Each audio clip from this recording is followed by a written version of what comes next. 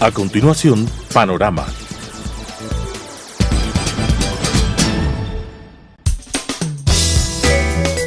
Clasificación B, bajo supervisión de un adulto.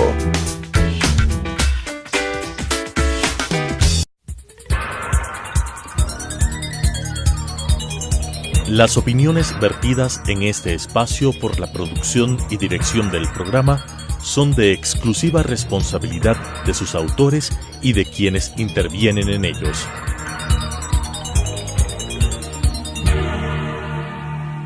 Telesucesos Canal 29 UHF presenta Panorama, política interna y asuntos internacionales abordados por especialistas, jefes de misiones diplomáticas, organismos internacionales y expertos en temas de la comunicación política nacional e internacional.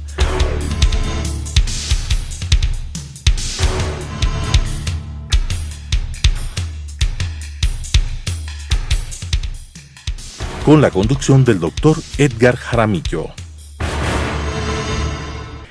En Panorama se encuentra hoy con nosotros la doctora Natasha Rojas.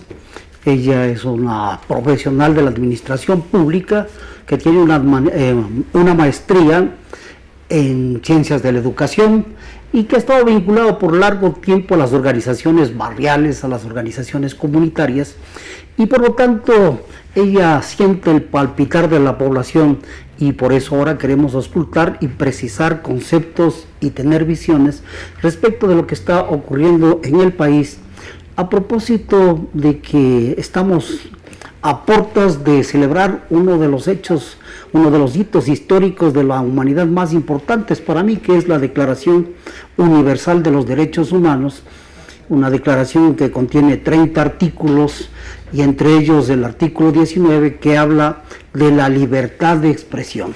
Y este es un tema que vale la pena tomarlo en cuenta porque está íntimamente vinculado con la democracia. Yo creo que sin libertad de expresión no hay democracia, ¿no? Y entonces son dos expresiones unívocas e indisolubles. ¿Qué piensa usted sobre el tema de la libertad de expresión y cómo permite la participación ciudadana en las cosas del Estado? Bueno, un saludo a usted, a todas las personas que en este momento nos están mirando. El hablar de libertad es fundamental. Los seres humanos, lo último que podemos perder es la libertad. Si usted perdió la libertad, usted no tiene la posibilidad de decir lo que piensa, de establecer qué objetivos aspira, de cuestionar aspectos que desde las políticas públicas de pronto se están tomando en una ciudad, en una localidad o en un país. Entonces la libertad de expresión o la libertad en general es consustancial con el ser humano. Y esta va acompañada de un segundo elemento que ya lo ha señalado, que tiene que ver con la democracia. Y creo que en este momento en nuestro país estamos jugando o viviendo un momento bastante interesante que, si bien es cierto, no resuelve todos los problemas que tiene el país, pero es un paso para recuperación de derechos y de libertades, que tiene que ver con la consulta popular, en la cual los ecuatorianos y ecuatorianas el 4 de febrero nos acercaremos a las urnas a ejercer nuestro derecho legítimo a expresar nuestro voto frente a 7 preguntas establecidas en esa consulta popular, que desde nuestra perspectiva es fundamental para recuperar democracia, para recuperar libertades y para enfrentar en mejores términos la corrupción. Votar 7 veces sí. Bueno, usted nos está señalando respecto a la importancia que tiene la libertad de expresión en una democracia. En concreto, ¿qué significa la posibilidad de que la gente pueda participar directamente en un proceso electoral para tomar decisiones respecto de una serie de preguntas que ha sido consultada? El soberano es el pueblo, y por lo tanto en una consulta popular se va a escuchar la opinión del pueblo, que nos acercamos a votar de manera secreta y universal en las urnas. Ese me parece un paso fundamental. Y creo que si revisamos las distintas preguntas de la consulta popular, por ejemplo, la pregunta que tiene que ver con la reelección indefinida tiene relación directa con la democracia, porque estados realmente democráticos deben caracterizarse por un principio: la alternabilidad en la elección de sus autoridades. Pero tema de la alternabilidad es un asunto controvertido, por cuanto una democracia garantiza los derechos de los ciudadanos. Y se dice que al impedir la reelección es una regresión en los derechos. ¿Qué piensa usted sobre esto? De ninguna manera. ¿Está usted garantizando que los ciudadanos y ciudadanas en igualdad de condiciones puedan participar para ejercer o para ocupar un cargo público? Recordemos que anteriormente quienes defendían este tema de la reelección indefinida decían que hay que valorar el modelo que se está viviendo en Alemania, cuando en Alemania se vive un régimen parlamentario y no un régimen presidencialista como es el caso de nuestro país. Además, la propia Constitución le establece que uno de los principios de la participación ciudadana es la alternabilidad. Para elegir el presidente del barrio, el presidente de la liga deportiva, de la comuna o de otro tipo de organizaciones, le exigen alternabilidad, que sean reelegidos por una sola ocasión, no se diga para las máximas autoridades, presidente, vicepresidente, Asamblea Nacional, alcaldías, prefecturas, que debe caracterizarse por esta alternabilidad. En la consulta que se va a efectuar al pueblo ecuatoriano, esta es una de las preguntas que ha causado la mayor controversia. Pero, ¿qué otras preguntas considera usted que es relevante para el futuro del país? La primera pregunta, la lucha en contra de la corrupción. Es inaudito mirar cómo altos funcionarios públicos han estado vinculados en hechos de corrupción y que nada más ni nada menos el vicepresidente de la República, y que existiendo indicios suficientes de responsabilidad frente al presidente de la República, la Fiscalía General del Estado no haga absolutamente nada y el expresidente Rafael Correa haya salido de nuestro país como si no pasara nada y no se tome en cuenta toda la responsabilidad política que él tuvo en esos hechos de corrupción. Deben ser sancionados, deben ir presos todos los corruptos, pero adicionalmente deben devolver hasta el último centavo que se llevaron, perjudicando áreas fundamentales de inversión en nuestro país. El Ecuador, de acuerdo a los datos de la Comisión Cívica Anticorrupción, perdió durante 10 años cada día 10 millones de dólares. Solo un ejemplo, si nosotros establecemos que el Estado ecuatoriano da viviendas a los sectores más populares a un promedio de por vivienda, digamos, $40,000, se pudieron haber construido en este país 250 casas cada día y entregados a nuestros compatriotas de Manabí que fueron afectados por ese terrible terremoto, a Esmeraldas, a Guayaquil, a los barrios populares de Quito y a otros sectores de ciudadanos y ciudadanas que no tienen una vivienda y que nuestra Constitución garantiza ese derecho a la vivienda. Ahí están los recursos, ahí está el daño que le causaron al Ecuador. Pero esa es una visión. Si usted ha escuchado las declaraciones que hacen estas autoridades a quienes se les responsabiliza de los actos de corrupción, ellos dicen pruebas, pruebas. Y aparentemente el hecho de que un hospital, una escuela, un plan de vivienda tenga un costo como de 10 y al terminar la obra cueste como 100, eso aparentemente no significa prueba. ¿Cómo entender esto? Porque por otra parte se ha creado una estructura legal que prácticamente estaba establecida precisamente para ocultar estos actos, ¿no? Entonces, ¿cuál es la visión que tienen los ciudadanos respecto a este tema? Bueno, los corruptos tienen que defenderse entre ellos. Jorge Glass dice que no ha tocado un solo centavo.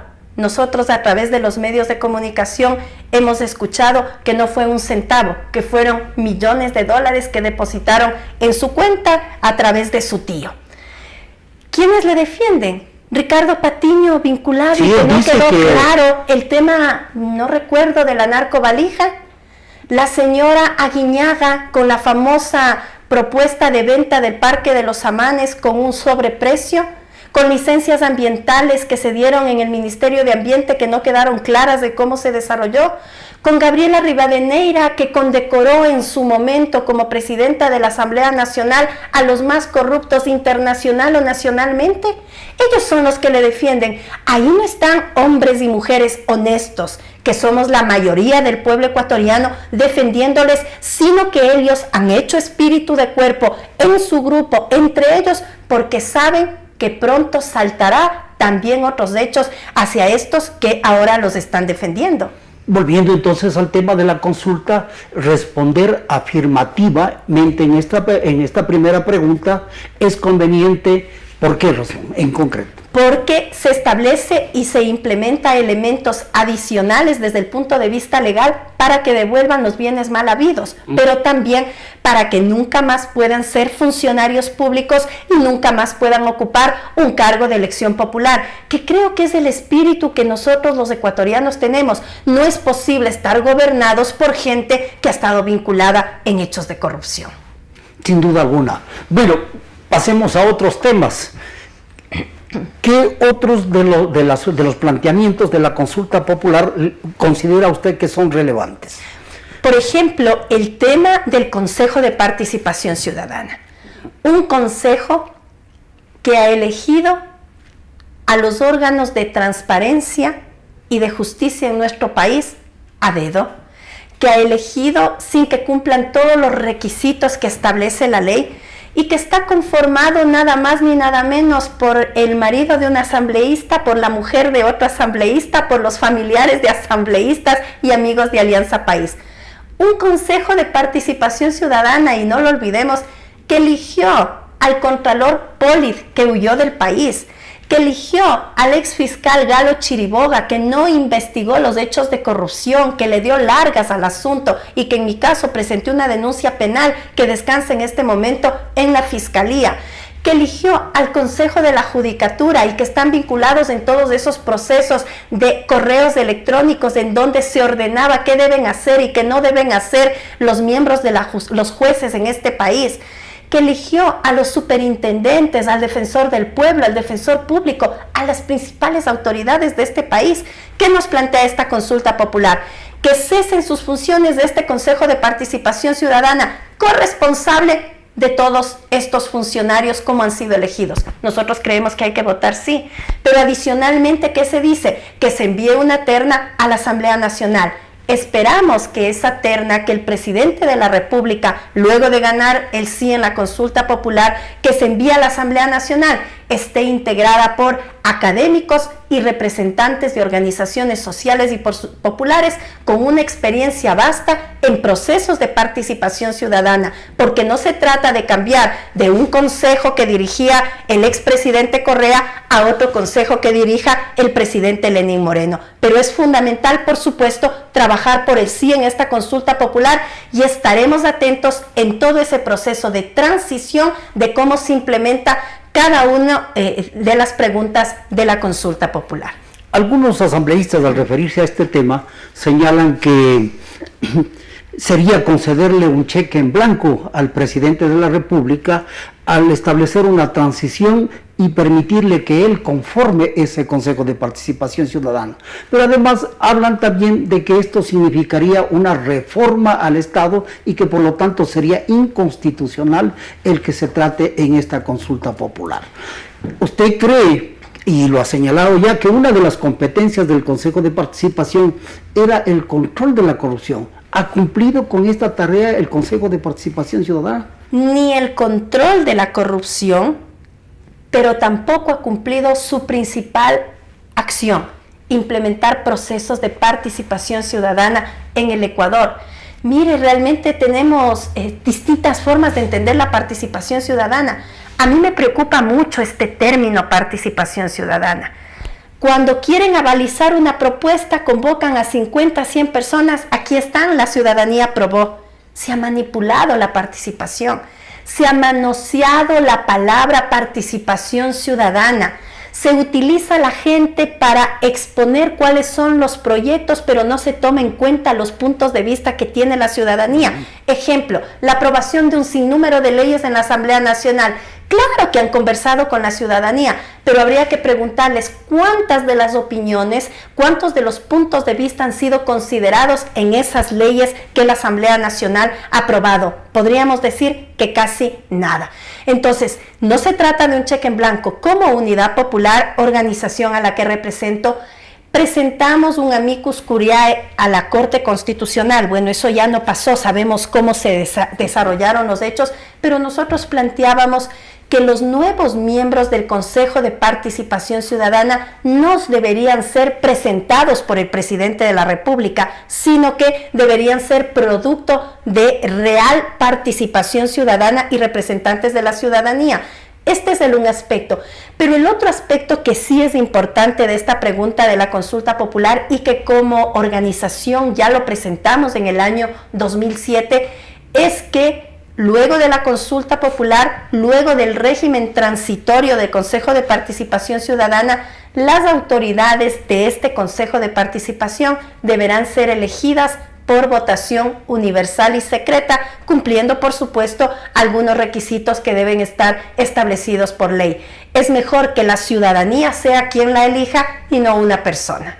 Cuando usted señala que el Consejo de Participación Ciudadana debe estar integrado por auténticos representantes de la ciudadanía, ¿no cree usted allí que hay una especie de escepticismo, de quemi-importismo de parte de ciertos sectores ciudadanos que no quieren participar, que están renuentes a participar en las acciones públicas y peor, a integrarse en colectivos sociales para candidatizarse y participar en entidades como este consejo? Bueno, yo creo que eso sucedió en los 10 años anteriores. Hoy estamos viviendo un nuevo momento en el país. Un nuevo momento en donde la ciudadanía dice quiero participar, en donde la ciudadanía sale a exigir sus derechos, en donde la ciudadanía establece sus puntos de vista. ¿Qué es lo que pasaba anteriormente? Usted tenía méritos, tenía carpetas de primer orden y simple y llanamente no se le consideraba. Yo pongo el caso del doctor Vizueta para fiscal general del Estado, que tuvo una carpeta importantísima. Sin embargo, se lo dejó a un lado con maniobras al interior del Consejo de Participación Ciudadana. O pongo el caso de Solanda Goyes, que tenía una puntuación muy alta para el Consejo Nacional Electoral y se le deja a un lado de este derecho legítimo que tiene para formar parte de esta función fundamental del Estado ecuatoriano, especialmente cuando vamos a enfrentar esta consulta popular. Pero creo que la ciudadanía necesitamos irnos empoderando en mejores condiciones de lo que significan estos procesos de participación y que realmente desde el Estado exista transparencia para el impulso de estos procesos de participación ciudadana. Usted ha señalado dos casos, el del doctor Vizueta y de la doctora Goyes. Cuando ellos fueron descartados, no hubo ninguna reacción ciudadana. La gente miró con absoluta indiferencia. ¿Cómo explicarse esto? Miraba con absoluta indiferencia porque todo lo hacía y lo deshacía el expresidente Correa. No importaba que usted tenga la mejor carpeta, no importaba que usted tenga el mejor puntaje, lo único que importaba es que usted agache la cabeza y le haga la veña y le diga sí, sí, sí, estoy de acuerdo en lo que dices. Pero creo que en este momento estos cambios que se están dando son importantes y necesitamos la ciudadanía empoderarnos. Porque no se trata, por ejemplo, de hacer solamente un llamado al diálogo. A mí me preocupa mucho este video que ha circulado, por ejemplo, en las redes sociales de señor Mangas, en donde dice, nosotros con el gobierno de Lenín Moreno vamos a impulsar un proceso de diálogo, pero no vamos a ceder ni un solo ápice en las propuestas que nosotros tenemos. El diálogo es para escuchar, que es distinto a oír. Escuchar y tomar medidas en torno a los planteamientos y las propuestas que salen de esos diálogos. Es por eso que la propia CONAIE está empujando una gran movilización que llegará acá a la ciudad de Quito, ¿no es cierto?, con la consigna diálogo con resultados. Es decir, de acuerdo, que nos convoquen a conversar, pero a más de que nos convoquen a conversar, es necesario qué aspectos de los que hemos planteado se van a empujar. Pregunto, ¿qué pasó con la amnistía para los luchadores sociales? ¿Qué pasa con la legalización de la Unión Nacional de Educadores, organización de los maestros, que fue cerrada por odio en el régimen del correísmo? Y que de paso ahora esa famosa organización de maestros llamada Red, nada más ni nada menos que representa realmente lo indeseable en la educación ecuatoriana. ¿Qué ha pasado con el tema de los derechos laborales? Que ha habido un compromiso en revisar la eliminación de varios derechos laborales, por señalar algunos ejemplos de lo que está pasando en la vida de nuestro país. Cuando uno va a los barrios, cuando uno va a los mercados y cuando uno va a las comunidades, la gente no le pregunta del Consejo de Participación Ciudadana. La gente no le está preguntando de algunos otros hechos políticos muy importantes que se viven en el país. La gente le dice que todo está subiendo, que los precios, que el sueldo ya no le alcanza para nada, que es necesario que se establezcan medidas profundas para generar fuentes de empleo, y hacia allá vamos. Nosotros creemos que este tema de la consulta popular es un paso importante para recuperar algunos elementos democráticos, que se abre una puertita para recuperar algunos aspectos de carácter democrático, pero hay otros temas que requieren de una discusión profunda, de una participación permanente de la ciudadanía para resolver los problemas de la cotidianidad, los problemas de la vida diaria, los problemas de la mujer que se quedó sin empleo. Antes de ayer fueron despedidos más de una decena de trabajadores de Botar. Siguen despidiendo trabajadores, ya que se culmina el año, se está despidiendo trabajadores del sector público en nuestro país. Esa es la realidad que estamos viviendo, y esos son los cambios que le exigimos al presidente Lenín Moreno, que tome medidas. A más de la consulta popular, ¿qué pasa con estos otros aspectos? En los últimos años hemos presenciado movilizaciones de los indígenas que han realizado un enorme sacrificio para llegar a Quito. Usted nos habla de una nueva movilización que viene bajo la premisa de diálogo con resultados. ¿Qué le hace suponer que las condiciones, las circunstancias han cambiado para que este nuevo sacrificio de los indígenas tenga algún resultado? Bueno, que si realmente existe un momento de estirar las manos, de escuchar y de dialogar, existirán respuestas. Pero eso ya ha venido ocurriendo con estos consejos que se crearon con los sectores productivos, y vemos que a la hora de concretar en cosas no se recogió ninguno de los pronunciamientos. Existirá desde nuestra perspectiva. Si existe realmente esa voluntad, habrá respuestas. Caso contrario, pero ¿qué es lo que ha cambiado para tener la esperanza de que pueda tenerse resultados? No tenemos nosotros esperanza, son los hechos los que hablan. Nosotros apoyamos la consulta popular, no le apoyamos al presidente Moreno. Nosotros estamos de acuerdo en la consulta popular porque creemos que es un mecanismo importante de participación del pueblo para resolver estos asuntos de la institucionalidad en nuestro país. Nosotros en el ámbito económico, por ejemplo, hemos planteado propuestas que van mucho más allá para resolver realmente los problemas de crisis del Ecuador. En el ámbito laboral, nosotros hemos planteado varias propuestas en el tema de la soberanía, por señalar educación, salud, bienestar social, solamente por señalar algunos ejemplos. En la historia de la humanidad, si la revisamos profundamente, nunca los gobiernos le han regalado nada a los pueblos. Todas las conquistas que hombres y mujeres tenemos en todos los países del mundo han sido producto de la lucha, han sido producto de la movilización, y la movilización ha dado resultados importantes. Digo, un primer aspecto importante es que algunos dirigentes sociales y populares cesó este proceso de persecución política, pero hay cosas que llaman la atención. Mientras los corruptos siguen campantes, Fernando Villavicencio y Clever Jiménez tienen un grillete en su tobillo para que no escapen del país. Es decir, aquellos que denuncian corrupción son perseguidos. ¿Qué pasa con el pedido de las amnistías del movimiento indígena ecuatoriano? ¿Qué pasa con lo que les señalaba anteriormente? Se devolvió la personería jurídica a la Fundación Pachamama. Nos parece importante, una victoria de la exigencia popular. Pero ¿qué pasa con la Unión Nacional de Educadores? ¿Qué pasa con otros aspectos que lamentablemente no están siendo atendidos? Continúan los despidos en el sector público, en el sector privado de los trabajadores. No hay una real reactivación de la economía en nuestro país. Y ese sí es un problema grave que exige del gobierno nacional tomar medidas para enfrentar.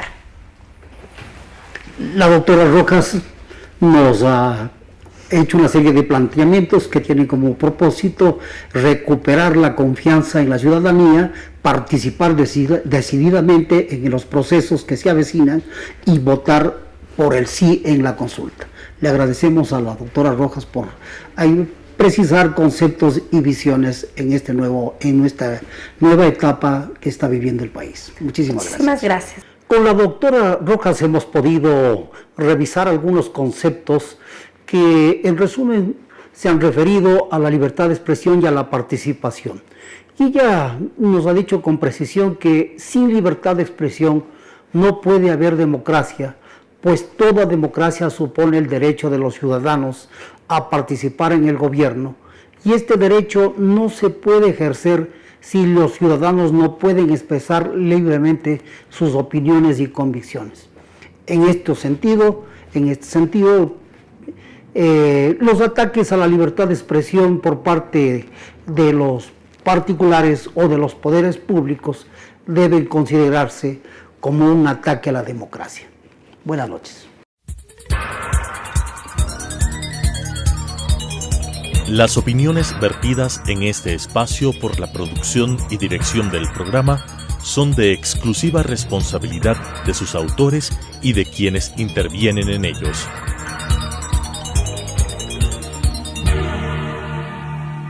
Telesucesos, Canal 29 UHF presentó Panorama, Política Interna y Asuntos Internacionales abordados por especialistas, jefes de misiones diplomáticas, organismos internacionales y expertos en temas de la comunicación política nacional e internacional.